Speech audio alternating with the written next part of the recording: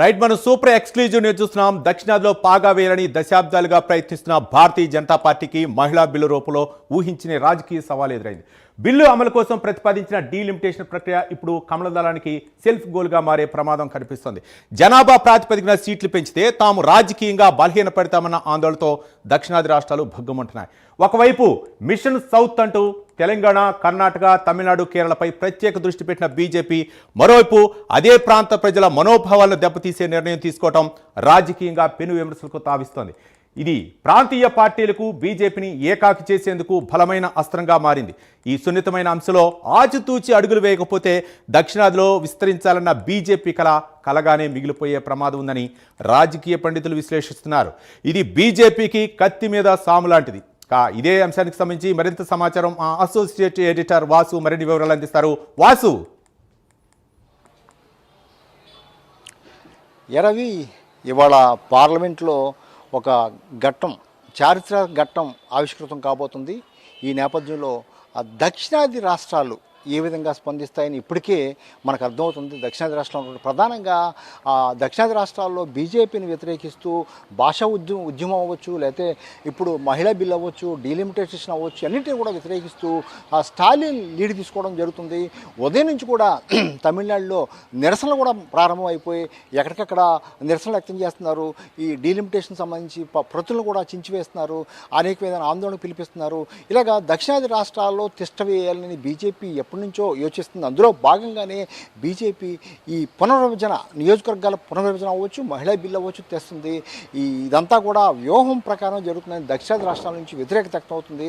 ప్రస్తుతం ఎన్నికలు జరగబోతున్నటువంటి తమిళనాడు అవ్వచ్చు, కేరళ అవ్వచ్చు, రెండు రాష్ట్రాల్లో కూడా మొత్తం కూడా బీజేపీ తిష్ట వేసేందుకు ప్రయత్నాలు చేస్తుంది. అందులో భాగంగానే దీన్ని పాజిటివ్గా ఒక ఆయుధంగా మార్చుకుంటుందని కూడా వ్యక్తమవుతుంది. తెలుగు రాష్ట్రాలకు సంబంధించి బీఆర్ఎస్ కూడా వ్యతిరేకించే అవకాశం ఉంది. అక్కడ కాంగ్రెస్ అధికారంలో ఉంది కాబట్టి అక్కడ కూడా వ్యతిరేకించే అవకాశం ఉంది. ఇప్పటికే కాంగ్రెస్ పార్టీ లేదా దాని మిత్రపక్షాలు అన్నీ కూడా ప్రకటించడం జరిగింది.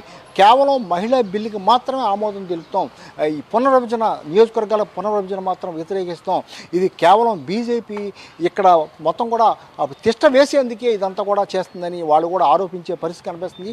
ఈ నేపథ్యంలో చాలా కీలకంగా మారింది. ఇవాళ ఏం జరగబోతుంది? 11 గంటలకి పార్లమెంటు ప్రారంభమవుతుంది.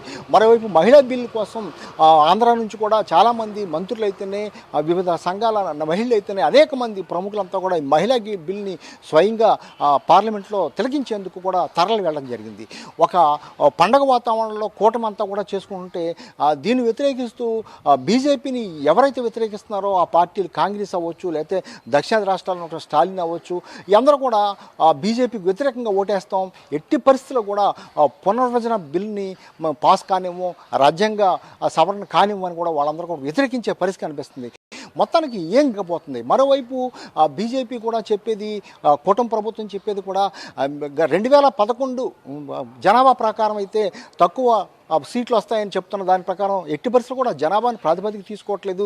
ఇప్పుడు ఏ రాష్ట్రంలో ఎన్ని పార్లమెంట్లు సీట్లు ఉన్నాయో, ఎన్ని అసెంబ్లీ ఉన్నాయో, సెగ్మెంట్లు ఉన్నాయో దానికి డబల్ వస్తుంది తప్ప ఎక్కడా కూడా దానికి విరుద్ధంగా జరగదని చెప్పినప్పుడు కూడా బీజేపీ వ్యతిరేకించే పార్టీలు అయితేనే, కాంగ్రెస్ అయితేనే అందరూ కూడా లేదు లేదు ఇది 2011 జనాభా ప్రకారం జరుగుతుంది, దీనివల్ల జరిగితే దక్షిణాదికి నష్టం జరుగుతుందన్నారు. ప్రధానంగా మనం చూసుకుంటే 3 అంశాలు. ఒకటి, 2011 జనాభా ప్రాతిపదికన జరిగితే కనుక దక్షిణాది నిజంగా అన్యాయం జరుగుతుంది. అదేవిధంగా ఇప్పుడు జరుగుతున్నటువంటి ఇవాళ ప్రారంభంగా అవుతుంది జనగణన ప్రకారం చూసుకుంటే మాత్రం తప్పకుండా మేలు జరిగే అవకాశం ఉంది. అది కూడా 50% రాష్ట్రాలకు ఇప్పుడు ఉన్నటువంటి ఎన్నైతే ఉన్నాయో అన్ని 50% వచ్చే అవకాశం ఉంటే అది కూడా కొంత మేలు జరుగుతుందనే వాదన జరుగుతున్నప్పుడు కూడా మొత్తం మూకుముడిగా మాత్రం బీజేపీపై వ్యతిరేకత ఉన్నటువంటి పార్టీలన్నీ కూడా కట్టి ఇవాళ ఎట్టి పరిస్థితిలో కూడా బిల్లు పాస్ అవనేమో వ్యతిరేకిస్తాం, పునర్విభజన బిల్లు మాత్రం, మహిళా బిల్లు మాత్రం ఆమోదిస్తామని కూడా చెప్పే పరిస్థితి కనిపిస్తుంది. మరి ఈ నేపథ్యంలో బీజేపీ పార్టీ లేకపోతే దాని అనుబంధ సంస్థలు కానీ లేకపోతే పార్టీలు కానీ ఏ విధంగా వ్యూహం వెళ్ళబోతున్నది కూడా మనం ఆలోచించాలి. ఈ నేపథ్యంలో నిన్న కూడా చంద్రబాబు అయితేనే, పవన్ కళ్యాణ్ అయితేనే, బీజేపీ నుంచి మాధవ్ అయితేనే అందరూ కూడా చర్చించుకోవడం జరిగింది. ఎట్టి పరిస్థితుల్లో కూడా మనం దీన్ని పాస్ చేసుకోవాలి, మేలు జరుగుతుంది, సమాజానికి మేలు జరుగుతుంది. దీనివల్ల డీలిమిటేషన్ కారణంగా నియోజకవర్గాలు, చిన్న నియోజకవర్గాలు రావడం వల్ల అభివృద్ధి జరుగుతుంది అని కూడా వాళ్ళు వాదించే పరిస్థితి కనిపిస్తుంది. ఆంధ్ర రాష్ట్రానికి సంబంధించి అయితే మేలు జరుగుతుందని చెప్పినప్పుడు కూడా కూడా పక్కన తెలంగాణ అవ్వచ్చు, లేకపోతే తమిళనాడు అవ్వచ్చు, కేరళ అవ్వచ్చు, మొత్తం ఈ రాష్ట్రాలన్నీ కూడా దక్షిణాది రాష్ట్రాలన్నీ కూడా దీన్ని వ్యతిరేకిస్తున్న నేపథ్యంలో మరి బీజేపీ ఎటువంటి వ్యూహాన్ని అమలు చేస్తుంది, ఈ బిల్లు 3 బిల్లును కూడా పాస్ చేసుకుంటుందా, లేకపోతే ఏం జరగబోతుంది అనేది కూడా భారతదేశ వ్యాప్తంగా కూడా అందరూ కూడా ఉత్కంఠంగా చూసే పరిస్థితి కనిపిస్తుంది. ఏదైనప్పుడు కూడా మీరు అన్నట్టు ఇది సెల్ఫ్ గోల్ అవుతుందా, లేకపోతే బీజేపీ సక్సెస్ అవుతుందా అనేది కూడా వేచి చూడాల్సిన అవసరం ఉంది. మరి ఈ బిల్లు నిజంగా బీజేపీ చెప్పినప్పుడు ఈ రాష్ట్రాల్లో ఉన్నటువంటి నియోజకవర్గాల మేరకు 50% మించితే కొంతమేరకు మేలు జరిగే అవకాశం ఉంది. జనాభా ప్రజెంట్ ఉన్న జనాభా లెక్కల ప్రకారం జరపాలని వాళ్ళందరూ డిమాండ్ చేసే పరిస్థితి కనిపిస్తుంది. మరి ఏం జరగబోతుందని వేచి చూడాల్సిన అవసరం ఉంది.